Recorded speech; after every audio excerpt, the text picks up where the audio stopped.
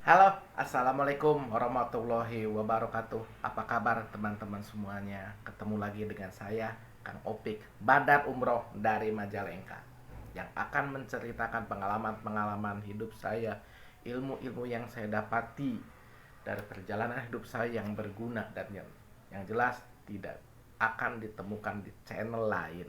Oke, kemarin kita sudah membahas tentang sholat, yaitu ketika sholat kita harus bisa menyerahkan jiwa dan raga kita kepada Sang Holik Allah Subhanahu wa Ta'ala. Dan pada video yang kedua itu membahas tentang proses tentang sholat, yaitu ada gerakan, ada lafalan,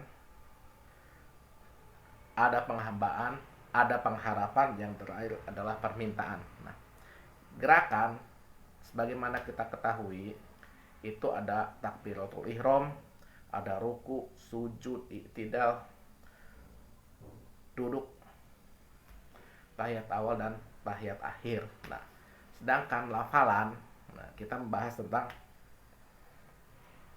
proses lafalan. Nah, lafalan itu apa yang kita ucapkan. Nah, jadi ketika kita uh, setelah takbir membaca Al-Fatihah, nah itu kita terus ruku, kita membaca Subhana Rabbiyal Adim, sujud Subhana Rabbiyal A'la dan sebagainya. Nah, itu kita sebut dengan lafalan. Nah, dalam lafalan itu ada 5 hal yang harus kita perhatikan. Satu, itu adalah konsentrasi. Yang kedua adalah mengatur pernafasan. Nah, yang ketiga adalah penghayatan. Yang keempat adalah keyakinan. Dan yang terakhir adalah ucapan itu sendiri. Contoh, ketika kita ruku, kita mengucapkan Subhana Rabbiyal Adim. Nah, artinya Maha Suci Engkau yang Maha Agung. Nah, ketika mengucapkan itu, maka pikiran kita hanya fokus bahwa seolah-olah kita itu berbicara kepada Allah, mengagungkan Allah, bukan yang lain. Nah, kalau kita tidak konsentrasi, maka pikiran kita akan ke yang lain-lain. Nah, nanti kita bahas apa reaksinya, apa dampaknya dalam kehidupan ketika sholat itu pikirannya ngawur, tidak konsentrasi. Nah, terus setelah konsentrasi adalah pernapasan. Kenapa pernapasan? Nah, kita tahu bahwa pernapasan adalah pusat dari kehidupan. Nah, ketika kita uh, melakukan pernapasan dengan santai, dengan rileks, maka kita akan merilekskan seluruh saraf-saraf dan saluran pernapasan. Sehingga ketika setelah sholat itu kita merasa enteng, merasa lega. Nah, jadi ketika Subhana Rabbil Adim, tarik nafas pelan, nah, baca Subhana Rabbil Adim, Subhana Rabbil, hembuskan nafas dengan tenang, diikuti oleh gerakan.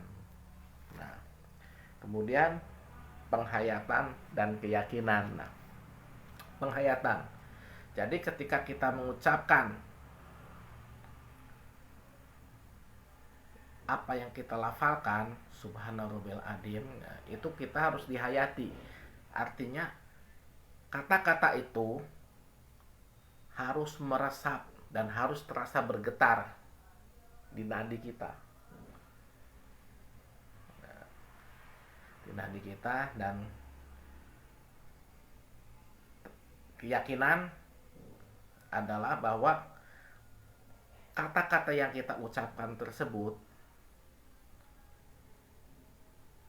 itu adalah suatu ijab kabul antara kita dengan Allah, sehingga Ketika kita mengucapkan kata-kata itu terasa tergetar dahsyat di dalam pembuluh darah kita. Sehingga apa yang terjadi, semua penyumbatan dalam pembuluh darah itu akan hancur dan peredaran darah kembali normal. Nah, demikian dulu penjelasan dari saya. Silahkan dicoba. Mari kita perbaiki sholat kita, karena sekitar 2 minggu lagi, kurang dari 2 minggu lagi, di bulan Maret ini kita akan menghadapi bulan suci Ramadan. Mari kita sambut bulan suci Ramadan dengan ibadah sholat. Selain sholat 5 waktu, kita tambah juga sholat taraweh, sholat hajat, sholat rawatib, dan sholat sunnah lainnya dengan kualitas yang jauh lebih baik daripada Ramadan tahun kemarin, karena kita belum tentu tahun depan akan bertemu lagi dengan Ramadan. Sekian dari saya, selamat mencoba, selamat mengamalkan, semoga bermanfaat. Silahkan share ke teman-teman Anda. Assalamualaikum warahmatullahi wabarakatuh.